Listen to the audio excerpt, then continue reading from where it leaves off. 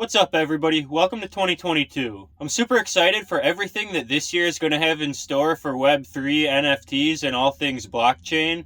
But before we take a look ahead, I think we need to take a look back at the past year and all of the big milestones from the year that web3 went mainstream. The year started off kind of slow, and we didn't really get our first inklings that 2021 was going to be a massive year for web3 until around February, when the Nyan Cat meme sold as an NFT for $600,000, proving once and for all that Pop-Tarts are the best breakfast food of all time. But then, things kicked into overdrive when people sold an NFT of a collage of the first 5,000 days of his Everydays collection for $69 million at a Christie's auction. Like, what?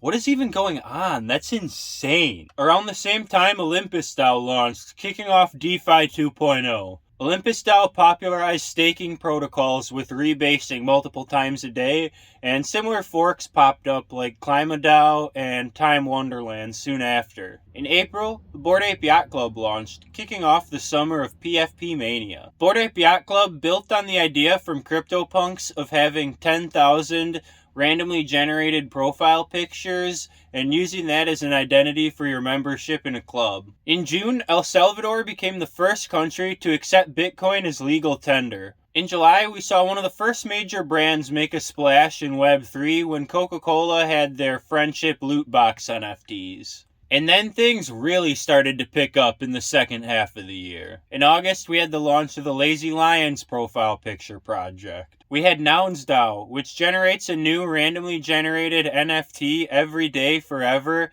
and holding an NFT is your way to vote in the DAO. We had a highly anticipated change to the Ethereum protocol with EIP 1559. EIP 1559 took effect on August 5th and basically did two things. It changed the transaction fee structure from one that was entirely auction-based, where the highest bid gas fees were the ones that were included by the miners, which was pricing out a lot of participants, to one that had a discrete base fee that would be determined based on how busy the network is, and then you could add a little tip on top to incentivize miners to include your transaction. The other big thing it did was it takes this new base fee and burns it to add a deflationary mechanism to Ethereum. Later in the month, Axie Infinity, probably the largest blockchain game, announced that they crossed 1 million daily active players. And Budweiser even made a splash when they became one of the first mainstream brands to buy an ENS domain and use it as their Twitter handle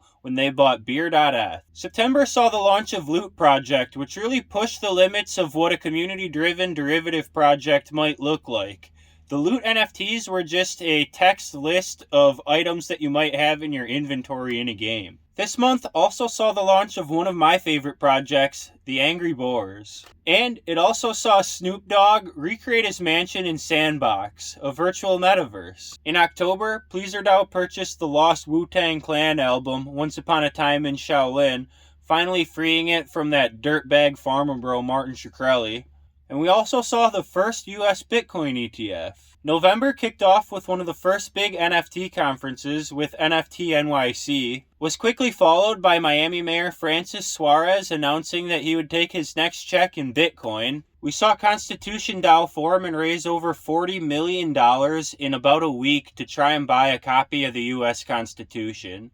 Even though they ultimately failed, they showed how much money you could raise in a super fast fashion with Web3. And we also got to see the Ens Token Airdrop for people who had purchased ENS domain. And the year finished strong. We had NFT drops of varying success by big brands like Pepsi and Adidas. Nike made a big purchase of NFT shoemaker Artifact Studios. We got the Opendao SOS token airdrop for people that have used the OpenSea platform, and even though it wasn't affiliated with OpenSea at all, officially, it showed the power of what you can do with the open data of the blockchain.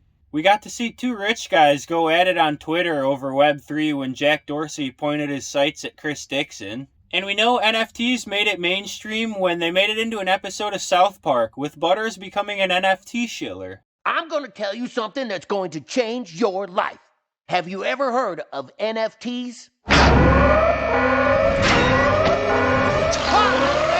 And right when you thought the year was going to end, we got one last big splash when Eminem bought and changed his profile picture to a Bored Ape. Now, I know there was a lot of other stuff that happened in Web3 in 2021, and I couldn't keep track of all of it, but these are the things that were kind of on my radar last year. 2021 was a year where I finally began to understand the power of blockchains and smart contract platforms. While 2021 was a huge year for blockchain and Web3, what I'm really excited about is what's coming in 2022. I think 2022 is going to be a huge year for the builders, and I'm excited to see what happens. So here's to wishing you all a happy new year and a healthy and prosperous 2022. You!